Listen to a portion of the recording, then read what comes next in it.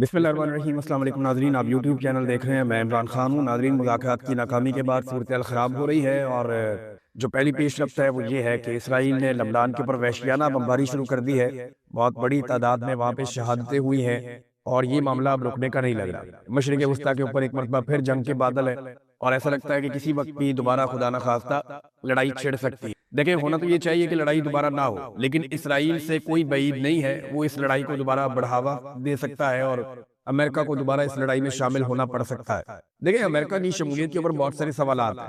کئی لوگ یہ کہتے ہیں کہ امریکہ اب اس لڑائی کے اندر دوبارہ نہیں اترے۔ ڈونلڈ ٹرمپ نے پہلے بڑی مشکل سے اس لڑائی سے جان چھڑائی ہے، اور وہ نہیں چاہے گا کہ امریکہ ایران کے ساتھ دوبارہ لڑائی میں آئے۔ لیکن دوسری طرف کچھ لوگوں کا یہ دعویٰ ہے کہ امریکہ نے اس ٹائم کو استعمال کیا ہے بڑے پیمانے پر مشرق وسطیٰ میں ہتھیار پہنچانے کے لیے، یا اپنے نئے اتحادی بنانے کے لیے، یا اپنے ساتھ دیگر ممالک کو لے کر لڑائی میں اترنے کے لیے۔ بہت ساری پیش رفت مشرق وسطیٰ میں ہوئی ہے، بہت سارے ہتھیار پہنچے ہیں، بہت سارے بحری بیڑے جو ہیں وہ ہیں، اور اتحاد بھی بنا۔ ایک آپ کو میں نے بتایا تھا کہ برطانیہ نے بھی 50 ملکوں کا ایک اتحاد قائم کرنے کا دعویٰ کیا ہے امریکہ کے ساتھ مل کر آبنائے ہرمز کو کھولنے کے لیے، لیکن اقوام متحدہ نے اس کے اوپر کسی قسم کی کانسنٹ نہیں دی۔ اقوام متحدہ نے اس کی اجازت نہیں دی کہ طاقت کے بلبوتے کے اوپر آبنائے ہرمز کو کھولا جائے۔ اب جو بھی ہوگا وہ اقوام متحدہ سے بار بار ہوگا۔ کچھ ڈیولپمنٹس ہیں، میں آپ کو بتاتا ہوں، لیکن پہلے پاکستان، ترکی اور اسرائیل کے بیچ میں بھی ایک تناؤ پیدا ہو گیا۔ پاکستان کے وزیر دفاع نے جو ٹویٹ کیا اسرائیل کے خلاف، اس پہ اسرائیل کا سخت رد عمل آیا، جس کے بعد پاکستان کے وزیر دفاع نے اپنے 2 ٹویٹس ڈیلیٹ کر دیے جو اسرائیل کی مخالفت میں کیے تھے۔ لیکن اب کیونکہ مذاکرات جو ہے وہ کامیاب نہیں ہوئے، تو ایک نئی سچویشن ہے پاکستان کے لیے بھی۔ لیکن ترکی اور اسرائیل کا معاملہ بہت گرم ہو گیا۔ اس کو بی بی سی نے بھی رپورٹ کیا ہے، پوری دنیا نے رپورٹ کیا ہے، کیونکہ ایران کی سہولت کاری کا الزام لگایا ترکی کے اوپر اسرائیل نے۔ اسرائیلی وزیر اعظم نیتن یاہو نے نہ صرف ترکی کے اوپر اٹیک کیا، بلکہ جنوبی کوریا کے اوپر بھی اٹیک کیا، ان کی قیادت کے اوپر بھی نشانہ بنایا۔ اور ایک اور جو سٹیٹمنٹ خاص طور پہ اردگان کا تھا، اس سٹیٹمنٹ کے اوپر اسرائیلی کافی سیخ پا ہوئے ہیں، جس میں سٹیٹمنٹ میں ترک صدر نے کہا کہ اگر پاکستان میں ثالثی نہ کر رہا ہوتا، یا اس وقت پاکستان کے اندر ثالثی نہ ہو رہی ہوتی، تو ترکی اسرائیل کے خلاف جنگ میں شامل ہوتا۔ یہ بہت بڑا سٹیٹمنٹ، کیونکہ دیکھیں طیب اردگان نے اپنی قوم کو یہ بتایا کہ ثالثی ہو رہی ہے، لڑائی کا خاتمہ ہو رہا ہے، اسی لیے اب ترکی اس لڑائی سے باہر ہے۔ ادروائز ترکی نے یہ بتایا کہ اگر یہ ثالثی نہ ہوتی اور جنگ چلتی رہتی، تو ترکی اس لڑائی میں اسرائیل کے خلاف شامل ہو چکا ہوتا۔ تو اسرائیل کا اتحادی امریکہ ہے، تو ایران کا اتحادی ترکی بن جاتا جنگ کے اندر۔ یہ بہت بڑا دعویٰ ہے نیتن یاہو کی جانب سے۔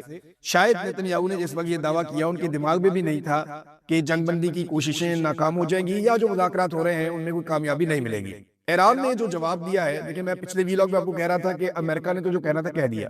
جے ڈی وینس 3 منٹ سے زائد بات کر کے وہ چلے گئے، اور انہوں نے پاکستانی سرزمین کو چھوڑ دیا، اور ایک مایوسی تھی ان کی پریس کانفرنس میں کہ ہم کسی نتیجے پر نہیں پہنچے، ایران کے ساتھ ہماری کوئی ڈیل نہیں بن پائی۔ انہوں نے دعویٰ کیا کہ انہوں نے کافی لچک دکھائی، اور ایرانیوں نے لچک نہیں دکھائی، اور ایران کی جانب سے وہ مطالبات نہیں مانے گئے جو امریکہ نے سامنے رکھے، اور امریکہ نے بڑی لچک دکھائی۔ اس قسم کی باتیں انہوں نے کی۔ اب میں آپ کو کہہ رہا تھا کہ جب ایرانی بات کریں گے تو چیزیں بڑی کلیئر ہو جائیں گی۔ سب سے پہلے تو کالی باف کا جو ایرانی وفد کے سربراہ تھے، ان کا پہلے سٹیٹمنٹ آپ کو بتاتا ہوں۔ لیکن ایک چیز نا ہمیں ایک اور اپنے دماغ میں رکھنی ہے، جب مذاکرات ہوتے ہیں نا، تو آپ نے کیپیسٹی بھی دیکھنی ہو کہ دونوں طرف سے کس طرح کے لوگ مذاکرات میں موجود ہیں۔ اب اگر آپ موازنہ کریں نا، تو ایرانی وفد کے اندر 4 تو پی ایچ ڈی تھے، یعنی یہ جو لوگ ہیں جو ایران کی جانب سے مذاکرات کے لیے آئے ہیں، یہ ڈاکٹریٹ ہیں، اپنی اپنی فیلڈ کے ماسٹرز ہیں، یہ پی ایچ ڈی لیول کے لوگ ہیں، پروفیسرز ہیں، اسکالرز ہیں۔ اب ان کی ذہانت اور ان کی جو قابلیت ہے، اس کے اوپر کوئی انگلی نہیں اٹھا سکتا۔ وہ اپنے شعبوں میں شاندار لوگ ہیں، ان کی کیپیسٹی بہت زیادہ ہے لمبے مذاکرات کرنے کی، ان کے اعصاب بڑے مضبوط ہیں، ان کا ایک اکیڈیمک کریئر ہے بڑا شاندار۔ دوسری طرف جو امریکہ سے لوگ آئے تھے، وہ ان کی وہ کیپیسٹی نہیں تھی۔ اگر آپ دیکھیں تو ایک ڈونلڈ ٹرمپ کا داماد ہے، ایک جو ہے وہ نائب صدر ہے امریکہ کا، ایک رائٹر تھا پہلے، تو ان کا وہ کیپیسٹی نہیں ہے، ان کی تعلیمی قابلیت بھی وہ نہیں ہے، ان کے اعصاب بھی اس طرح کے نہیں ہیں جیسے ایک آدمی کے ٹرینڈ ہوتے ہیں۔ تو ایران کی کیپیسٹی بہت زیادہ تھی، ایران کے لوگوں میں قابلیت بہت زیادہ تھی۔ جو لوگ بیٹھے مذاکرات میں، تو وہاں امریکہ کو کافی دقت ہوئی، جو دکھائی دے رہا اس میں امریکہ کو کافی دقت ہوئی۔ اگر آپ جے ڈی وینس کی وہ پریس کانفرنس نکال کر سنیں، تو ایسا لگتا ہے کہ وہ پورے کانفیڈنس میں نہیں تھے جیسے کانفیڈنس میں وہ امریکہ میں ہوتے، اور انہیں بہت جلدی تھی کہ مجھے زیادہ سوالات نہ سننے پڑے۔ انہوں نے صرف ایک ٹوکن قسم کی پریس کانفرنس کی، یعنی وہ 52 سیکنڈ بولے اور 20 سیکنڈ انہوں نے پاکستان کی بات کی، کوئی 30 سیکنڈ 32 سیکنڈ انہوں نے جو ہوا اس پہ بات کی، اور اس کے بعد 2-3 سوالات کے بہت مختصر جواب دے کے وہ نکل گئے۔ جتنے اہم سوالات تھے ان ساروں کو انہوں نے چھوڑ دیا، ان کے جواب انہوں نے نہیں دیے۔ اب وہ سوالات کے جواب ہم توقع کر رہے تھے کہ ایران کی جانب سے آئیں گے، ایران نے سٹیٹمنٹ جاری کیا ہے، لیکن بہت سارے سوالوں کے جواب ابھی بھی باقی ہے۔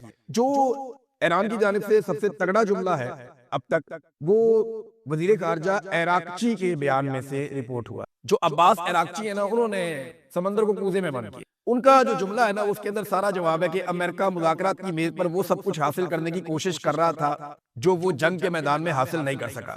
ہم یہاں نیک نیتی کے ساتھ آئے تھے، پاکستان سے روانگی سے قبل جو جے ڈی وینس کی پریس کانفرنس تھی وہ غیر ضروری تھی، یہ بات بھی۔ اب دیکھیں، اس میں میں نے آپ کو پہلے بھی یہ کہا تھا کہ ایران میدان جنگ میں جو چیزیں نہیں ہارا وہ ان کو ٹیبل پہ نہیں ہارے گا، اور امریکہ میدان جنگ میں جو چیزیں نہیں جیت پایا وہ ان کو ٹیبل پہ نہیں جیت پائے گا، اور یہی ہوا ہے۔ یہ تاثر پوری دنیا میں ہے کہ ایران اس جنگ کا فاتح ہے، یہ تاثر پوری دنیا میں ہے کہ کم وسائل کے باوجود انہوں نے شاندار لڑائی لڑی ہے۔ اب سٹیٹمنٹ دیکھ لیتے ہیں کالی باف کا، جو سربراہ تھے ایرانی وفد کے۔ انہوں نے کہا جی کہ امریکہ نے ایران کی منطق اور اصولوں کو سمجھ لیا ہے۔ یہ اب ہم سمجھانے میں کامیاب ہو گئے کہ ایکچولی ہم کیا چاہتے ہیں۔ امریکہ سے مذاکرات کے خاتمے کے بعد سوشل میڈیا پہ انہوں نے اپنا بیان جاری کیا۔ ان کے 5 ٹویٹ ہیں جن کے اندر انہوں نے تفصیل لکھی ہوئی ہے۔ اب مختصر میں آپ کو بتا دیتا ہوں۔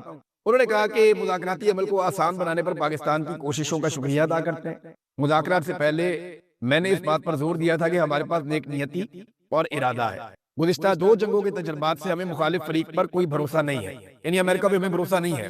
انہوں نے جنگیں کی ہیں، جب کبھی مذاکرات کی ہیں بیچ میں انہوں نے جنگ کر دی۔ اسپیکر ایرانی پارلیمنٹ نے کہا کہ مذاکرات میں ایرانی وفد نے مستقبل سے متعلق اقدامات کیے، لیکن مخالف فریق اس مرحلے پر ایرانی وفد کا اعتماد حاصل کرنے میں بالآخر ناکام رہا، یعنی بد اعتمادی ہے امریکہ کے اوپر، اور امریکہ ایسی کوئی یقین دہانی نہیں کروا سکا۔ انہوں نے کہا کہ امریکہ نے ایران کی منطق اور اصولوں کو سمجھ لیا ہے، اب وقت آ گیا ہے کہ وہ فیصلہ کرے کہ آیا وہ ہمارا اعتماد حاصل کر سکتے ہیں یا نہیں۔ اب یہ امپورٹنٹ ہے۔ دیکھیں، جو امریکن صدر گئے ہیں وہ اپنی بات کہہ کر چلے گئے۔ انہوں نے کہا جی کہ ہم نے ایران کو بتا دیا، بڑی اچھی آفر کر دی ہے، اگر وہ مانتے ہیں تو ٹھیک ہے، آفر ان کے پاس ہے، بال ان کے کورٹ میں ہے۔ ایرانی کیا کہہ رہے ہیں؟ ایرانی کہہ رہے ہیں ہم نے امریکہ کو سمجھا دیا کہ ہم کیا چاہتے ہیں اور آگے بڑھنے کا راستہ کیا ہے، اب بال امریکہ کے کورٹ، وہ بتائیں کہ اب وہ آگے بڑھ سکتے ہیں یا نہیں۔ تو دونوں ایک دوسرے کے اوپر ڈال دیا۔ انہوں نے کہا ایرانی قوم کا حقوق کی پاسداری کے لیے فوجی جدوجہد کے ساتھ ڈپلومیسی کو دوسرا طریقہ ہم سمجھتے ہیں، یعنی سب سے پہلے فوجی طاقت ہے جس سے ہم جواب دیتے ہیں، دوسرا ہم ڈپلومیسی کو بھی ایک طریقہ سمجھتے ہیں۔ ایران 9 کروڑ افراد کا ملک ہے، سپریم لیڈر کے حکم پر سڑکوں پر نکلنے والے بہادر ایرانیوں کا شکر گزار ہوں۔ ایران کے 40 روزہ قومی دفاع کی کامیابیاں مستحکم کرنے کی کوششیں ہم جاری رکھیں گے۔ تو ایرانی بڑے عزم کے ساتھ آئے، لیکن یہاں پہ ایک خبر اور ہے۔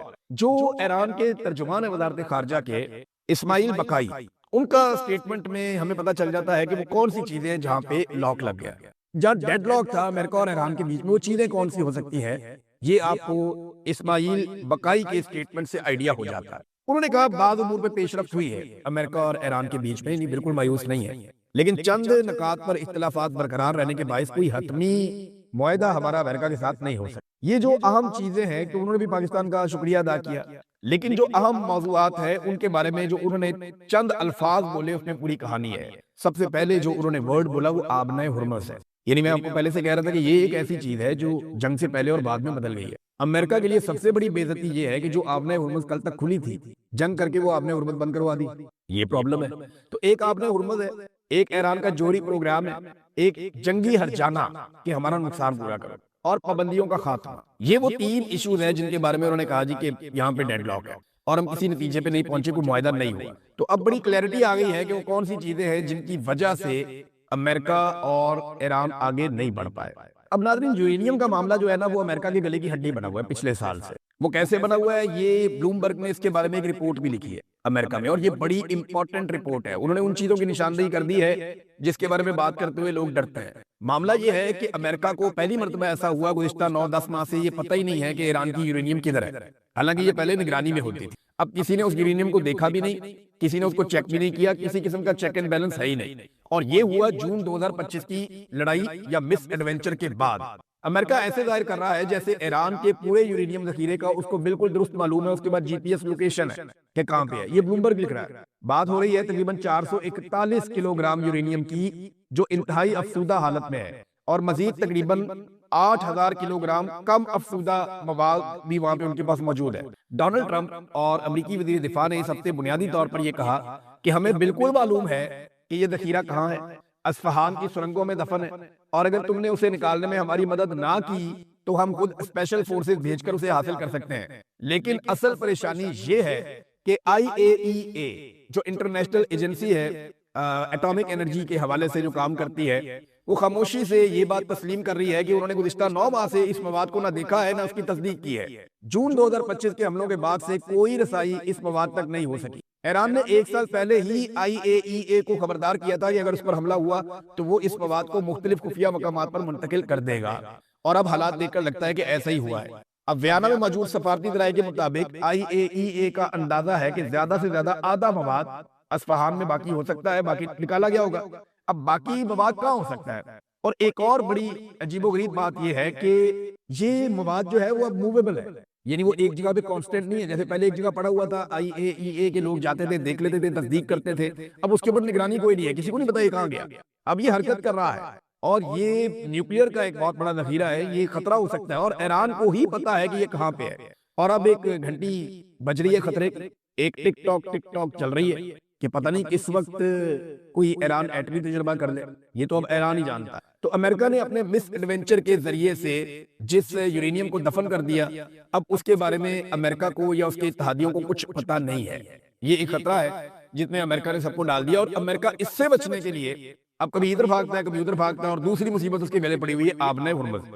پاکستان کہاں کھڑا ہے، یہ ہے سب سے امپورٹنٹ اس وقت ایک چیز۔ دیکھیں، پاکستان نے کوشش کی ہے، فی الحال پاکستان کو کامیابی نہیں ملی، لیکن پاکستان کو کوشش کرتے رہنی چاہیے اور غیر جانبدار رہنا چاہیے۔ پاکستان کو کسی صورت بھی جانبدار نہیں بننا چاہیے۔ اگر پاکستان اس لڑائی میں جانبدار بنے گا تو پاکستان آج اگر کچھ حاصل کر بھی لیتا ہے تو کل کو پاکستان اس میں لوزر ہو جائے گا۔ جیسے ماضی میں پاکستان کے جرنیلوں نے وہ جنگیں شروع کی اور وہ لڑائیاں شروع کی اور وہ حکمت عملی اور پالیسیاں بنائیں جن سے وہ جرنیل تو امیر ہو گئے، اس وقت تو پیسہ ویسا مل گیا، اس وقت تو حالات واہ کاری ہو گئی، لیکن پاکستان کئی دہائیوں تک اس کا خمیازہ بھگتتا رہا۔ اب اگر پاکستان کسی ایڈونچر میں چلا جاتا ہے تو پاکستان کے لیے بڑا پنگا ہو جائے گا۔ دیکھیں نا، امریکن اخبارات کے اندر باقاعدہ دھمکیاں چھپوائی گئی ہیں ایرانی لیڈرشپ کے لیے کہ مذاکرات کو کامیاب کریں، ورنہ پھر ان کی جان خطرے میں، انہیں قتل کر دیا جائے گا۔ اب یہ بھی بہت ضروری ہے کہ ایرانی قیادت واپس ایران میں حفاظت کے ساتھ پہنچے اور اپنی اپنی جگہوں پہ جا کے جہاں وہ رہنا چاہتے ہیں وہ وہاں پہنچے اور انہیں کوئی نقصان نہ ہو۔ لیکن نا، اس سے پہلے جو ایک انڈیا کے اندر ایرانی بحریہ کے فوجی گئے ہوئے تھے بہت سارے، وہ اپنی مشقوں کے چکر میں گئے ہوئے تھے، ان کا کوئی لڑائی سے تعلق نہیں تھا، ان کا قتل عام کر دیا تھا امریکہ نے۔